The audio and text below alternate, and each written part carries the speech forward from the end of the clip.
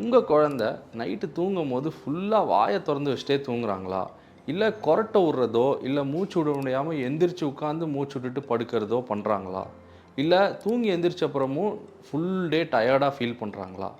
இந்த மாதிரி இருந்தால் உங்கள் குழந்தைக்கு மூக்குக்கு பின்னாடி வளர்கிற அடினாய்ட் சதை ஒரு காரணமாக இருக்கலாம்.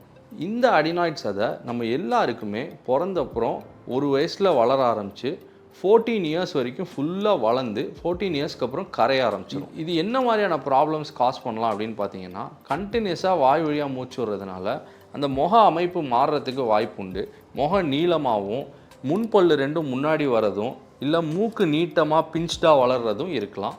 இது மட்டும் இல்லாமல் அது மூக்குக்கு பின்னாடி வளர்ந்து காதுக்கும் மூக்குக்கும் நடுவில் இருக்கிற டியூபை அடைக்கிறதுனால காதில் நீர் சேர்றதோ இல்லை காது அடைப்போ வரதுக்கான வாய்ப்பு ரொம்ப ஜாஸ்தி. சரி, இது 14 இயர்ஸில் கரைஞ்சிருமே, இதை அப்படியே விட்டுறலாம் அப்படின்னு நீங்கள் நினச்சிங்கன்னா, இதனால் வரக்கூடிய அந்த முக அமைப்பு மாற்றங்கள் பர்மனெண்ட்டாக இருக்கும். அண்ட் அதை ட்ரீட் பண்ணுறது ரொம்ப கஷ்டம். ஒருவேளை இந்த மாதிரி கொரட்டையோ இல்லை காது ரிலேட்டட் சிம்டம்ஸோ உங்கள் குழந்தைக்கு அடிக்கடி இருக்குது அப்படின்னா, ஒரு இஎன்டி டாக்டரை பார்த்து ஒரு எக்ஸ்ரே மூலமாக அடினாய்டு இருக்கா, அது எவ்வளோ பெருசாக இருக்குங்கிறத தெரிஞ்சுட்டு அதுக்கு மெடிசன்ஸ் எடுத்துக்கிறது பெட்டர்.